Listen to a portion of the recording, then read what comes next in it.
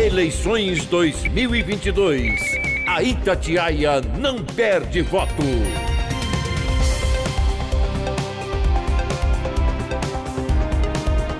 Candidato, a gente já começa sem mais delongas das perguntas.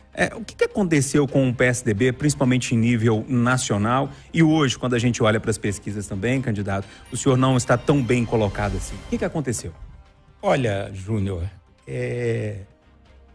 o eleitor é engraçado. Ele não gosta muito que a gente fale das outras candidaturas.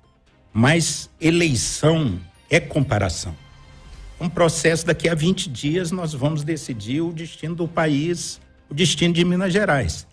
Então eu, como candidato, tenho que forçar a comparação. E eu me lancei candidato porque a gente diagnosticou, percebeu que a polarização em Minas era diferente da polarização nacional.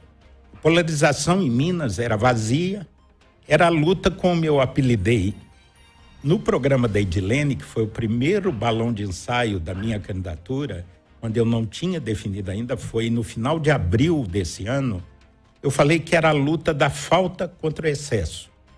A falta de energia, de liderança, a falta de diálogo do governo Zema, a falta de presença nacional de Minas, a falta de tudo, falta de políticas públicas.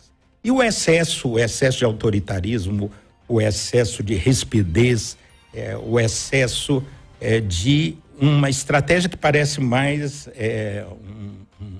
um violento chefe de torcida que não consegue dialogar e construir consensos.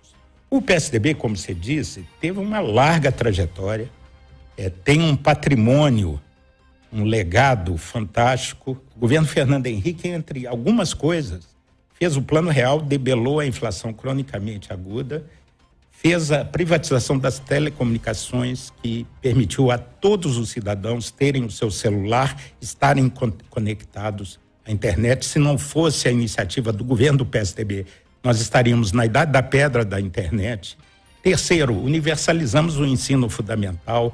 Quarto, consolidamos o SUS. Quinto, criamos o benefício de prestação continuada para idosos e pessoas com deficiência. Aqui em Minas, o nosso legado é imbatível. Com isso tudo, por que o eleitor não reconhece, então? Não, é um processo natural. Em 2018, houve um tsunami, um terremoto político.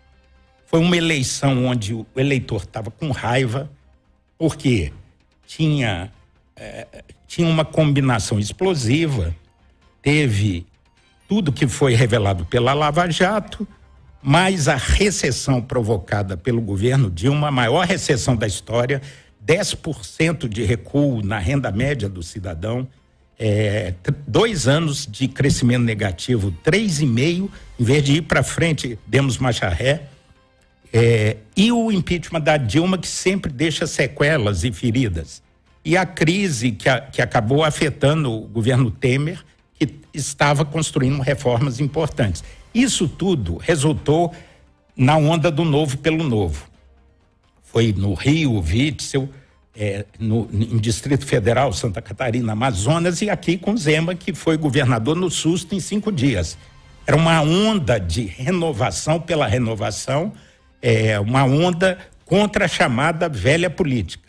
Isso afetou todos os partidos tradicionais, Democrata, PSDB, PT, foram afetados. Essa eleição, cada eleição tem sua história e seu ambiente.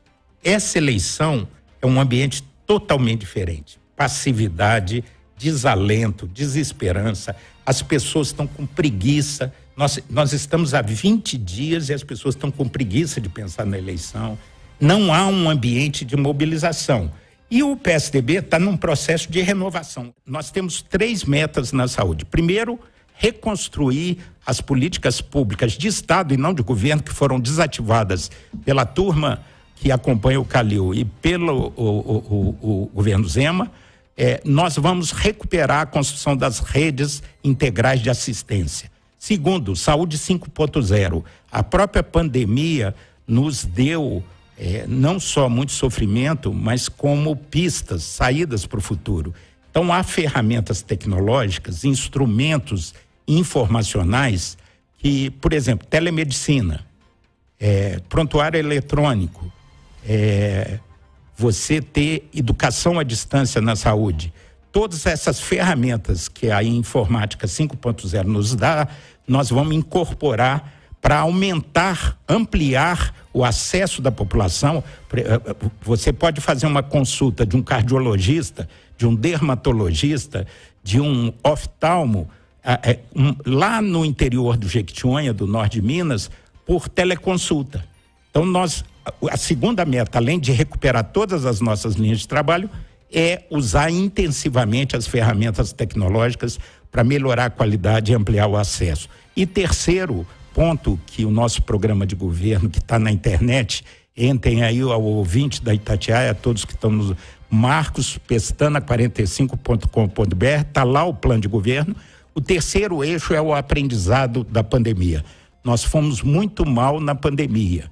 Nós temos 2,7% da população mundial e tivemos 10,5% das mortes. Então, se a nossa gestão não precisava ser pioneira e de vanguarda, não, como a Austrália, Nova Zelândia, Coreia do Sul, Noruega.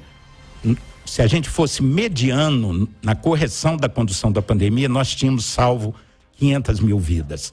Então, o aprendizado da pandemia é muito importante e com isso nós temos que preparar Minas para novos eventos catastróficos como uma pandemia, estrutura laboratorial, retaguarda hospitalar, consolidação de protocolos clínicos, consolidar, fazer do limão à limonada, do sofrimento, aprender com o sofrimento que nós tivemos, com esse momento difícil que o mundo e o Brasil passou da pandemia, aprender com ele e não repetir o erro em futuros eventos como a pandemia do coronavírus. Eleições 2022. A Itatiaia não perde voto.